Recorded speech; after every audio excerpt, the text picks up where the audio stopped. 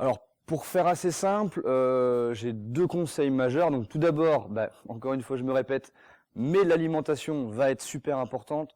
Donc sans trop rentrer dans les détails, aujourd'hui l'alimentation moderne est notamment très riche en sucre, de mauvaises graisses. Donc il faut essayer de rétablir ça.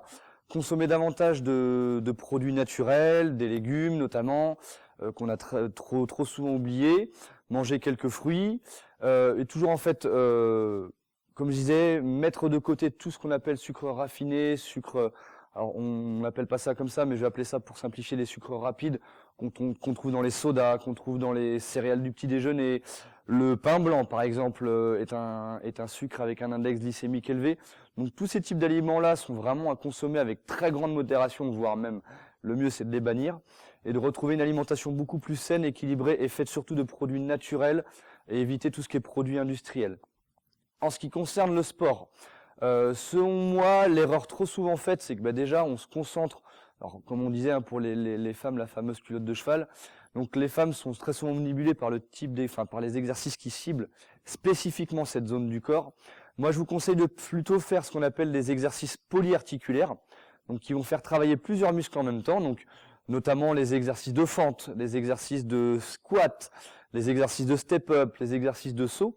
L'avantage, c'est que vous allez travailler plusieurs muscles en même temps. Vous allez avoir une réponse, notamment hormonale, qui va être beaucoup plus intéressante pour perdre de la graisse et éliminer la cellulite. Et souvent, les femmes ont un petit peu peur de travailler avec des poids, de prendre des poids pour travailler. Elles se disent, de toute façon, moi, je vais avoir des muscles qui vont grossir énormément. Je veux pas prendre, 10 cm de tour de cuisse, etc. Ne vous inquiétez pas, ça ne va pas arriver comme ça du jour au lendemain.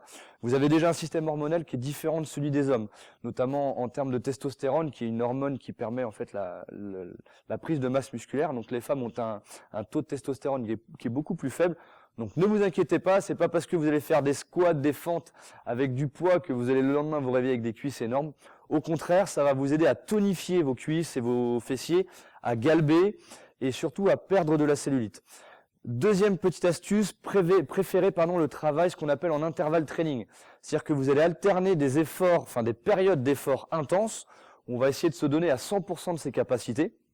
Et ensuite, on va pouvoir récupérer plus ou moins longtemps en fonction de sa condition physique, où là, on va vraiment avoir une récupération complète. Pour faire très simple, je vous donne un exemple.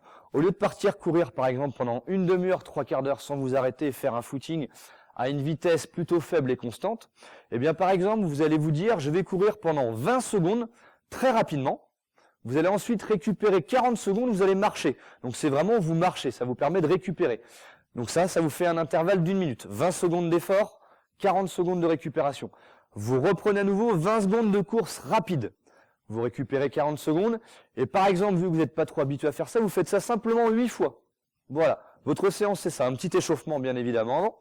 8 séries de 20 secondes d'effort, 40 secondes de récupération. Puis vous finissez par 5 minutes de marche, histoire de faire redescendre la fréquence cardiaque.